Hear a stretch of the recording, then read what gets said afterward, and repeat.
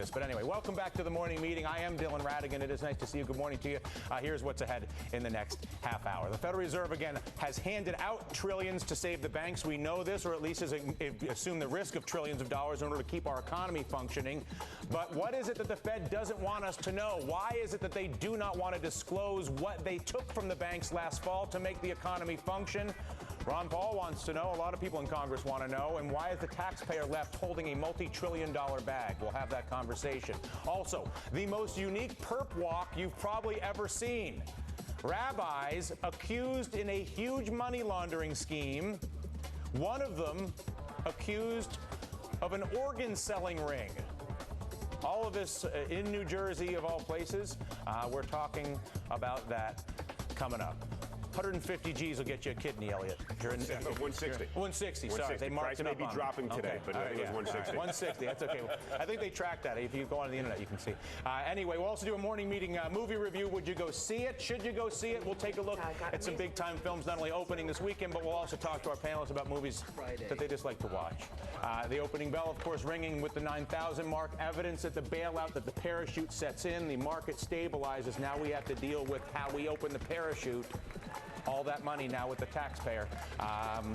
And that's where I want to pick up if I can. Shall we convene another portion of this meeting? Yes, we shall. Nice to see you, Tor. How are you? So I'm going to play a little game, and I've got the former governor and AG here who as referee to make sure that we play the game honestly. Okay? Let's do it. I'm going to make you the Federal Reserve.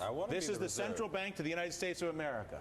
I am going to become all of the banks of America, particularly the big ones here in New York. I'm Citigroup, AIG, Lehman Brothers. That's me. Okay, are you with me, Capehart? I'm the bank. Okay, I can wear this at the U.S. Open and root for Federer. That's exactly right. It's dual purpose. That's a good look. I'm going to give you a stack of monopoly money that is all of the future money of the U.S. taxpayer, and the Federal Reserve has access to it. I love this Enjoy game. yourself. Enjoy yourself. That is the future wealth of America in your hands. Okay. Nice. Good stuff. I am now a bank who has extended. Not a very promising pile of money there. That's the future. The denominations are huge. I'm telling you, there's like a $10 trillion note in there. There's so much money there. It's 21st century money. You don't need a lot to get a little get you a lot. Last fall, when the system froze up, the banking system froze up, the problem was, Elliott, what? Tell us what the problem was last fall in brief. The problem was there was this unbelievable debt that supposedly had as collateral all these credit default swaps and a housing market that had been valued at 100x. We woke up to realize it was valued at X. Right. And so suddenly there was nothing behind all of this debt, and the banks were essentially insolvent and bankrupt. So the banks lent all this money to pump up all these houses. In lending the money, they make billions for themselves. They not only made money on the fees, but they also then securitized the debt, sold it out into a marketplace. Some of them at least, held virtually none of it because arguably they knew it was not going to be worth very much. And so they sold it to people unknowingly. The value drops. The banks nonetheless have a lot of debt that is collateralized by this supposedly valuable real estate. Boom, everyberry's bankrupt. Everybody's bankrupt. The economy freezes. The risk is depression-era layoffs, total insolvency. Ben Bernanke walks into the room. You're Ben Bernanke. You're the Federal Reserve. You're dealing with what Elliott just described. Total insolvency. No one can agree what it's worth. I'm the bank. I'm suddenly holding a pile of garbage. Okay? I'm going to bring it onto the table. But the economy can't function if I can't get money for my garbage. So the Federal Reserve, using taxpayer money, basically becomes a goodwill store for the bank.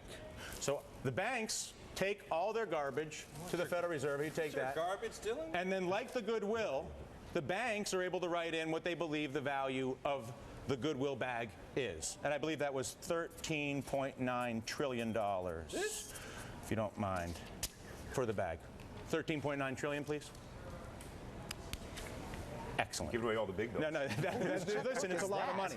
So now the Fed gives the banks the $13.9 trillion. I now have cash again as opposed to a pile of garbage. That is inherently, by the way, a good thing in the short term, because that's why our economy functions again. That's why the Dow goes to 9,000. Fast forward to this summer, July of this year. We now want to know what's in this garbage bag, because this garbage bag represents the risk of the future of this country. If this is worth 13, no, don't tell anybody. The Fed doesn't want anybody to know. That's not a secret. The referee know? No, he wants to know. I want to know. Why do you want to know what's in this bag? Why is it so important to America? I want to know if there's anything in there that is worth the money you've been given. And I want to know what you knew it was worth, and when you knew what it was worth. If it was zero, why were you doing what you were doing? We asked the chairman of the Federal Reserve, or not we, Congress has asked the chairman of the Federal Reserve to tell us what's in the bag. What did you give the $13.9 trillion for? Ron Paul, who's basically never had a real momentum for a real piece of legislation in Washington, D.C., because he's an outsider and seen as a fringe player, suddenly has hundreds of signatures inside of the Congress to try to find out what's inside of this bag. Ben Bernanke, when asked what's inside of this bag and why he doesn't want to say what's inside of this bag, said the following. He said, if I disclosed more information about what's inside of what the banks gave to the Fed, it would inhibit discussion. If I disclosed what's inside the bag, it would inhibit the provision of information. Let me repeat that.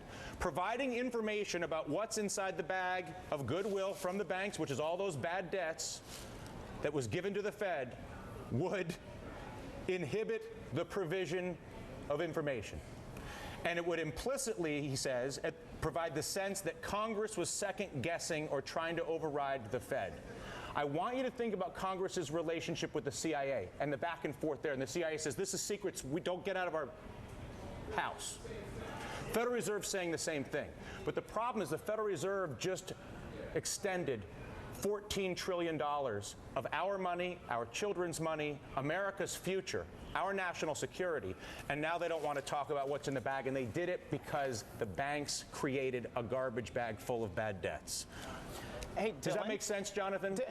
yeah, but I'm confused by one thing. Please. Isn't the difference between the Fed and the CIA is that the Fed is quasi-independent of Congress and the White House? Absolutely. Wouldn't that be trampling on their autonomy? Whereas with the CIA, it's tell them why there's an exception. Jonathan, let me tell you something. You're right. The Fed has benefited over the decades from the notion that it is quasi-autonomous. It is supposed to be independent. Let me tell you a dirty secret. The Fed has done an absolutely disastrous job since Paul Volcker left. A disaster. You're insulting him. Sorry, it's all right. I hate to break it to you. If you're giving the money to in this direction, I'd take a different view. The reality is the Fed has blown it time and time again. Alan Greenspan, whom we now can look back, good guy, smart, all that. Well-intentioned. It's a bad system. They blew it bubble after bubble. They failed to understand what they were doing to the economy, and that they've created multiple bubbles without permitting the economy underneath it to grow. We need to ask the hard questions. The most poignant example for me is the AIG bailout, where they gave billions, tens of billions of dollars that went right through conduit payments to the investment banks that are now solvent. They needed to get the money to the banks. We didn't get stock in those banks. They didn't ask what had been going on. This begs and cries out for a hard, tough examination. The Fed was quasi-autonomous from the public, but it was run by the banks. You look at the governing structure of the New York Fed, it was run by the very banks that got the money. This is a Ponzi scheme, an inside job. It is outrageous. It is time for the Congress to say enough of this, and to give them more power now is even crazier. And Ron Paul has a piece of legislation seeking to do this. There may be better pieces of legislation than his. I'm not familiar with it, but the point is that there are people the layers of the onion. The Fed needs to be examined carefully. Do not buy their blather that simply, we've been so good, let us off the hook. Just the opposite. They've been terrible. I feel as if America has suffered the greatest theft and cover-up ever. And that the vehicle was this right here. Absolutely. Where banks created a pile of garbage, that they paid themselves billions of dollars in personal compensation, and then stuck the trillions of dollars worth of garbage with the American taxpayer. Dylan, that, to me, is stealing. You were so right. There was absolutely no question when President Obama took over, and go back even before that, back to the middle of last year, there was no question there needed to be an enormous infusion of cash into the financial system. The questions that follow, one, who pays for it? And it has been only the taxpayer, not the banks. We weren't given shares. We weren't given enough collateral. We were given virtually nothing. We didn't even bankrupt AIG. And we were given shares in AIG, not Goldman. One more, then I gotta go. Okay. Second, were they going to restructure the banking system to prevent this going forward? And the answer is no. They haven't done that. We still have too big to fail, and that is perhaps the most overarching problem. That is the most outrageous thing. that all this happened and still we are not seeing honesty about the legislation in the late 90s under the Clinton administration and the rule changes under George Bush at the SEC that allowed the banks to create this garbage. And remember, the banks send lobbying money to politicians to change the laws so that they can create garbage like this and then stick it with Americans. I'm going to take the money, by the way, because that's kind of the deal here at the bank. Thank you so much.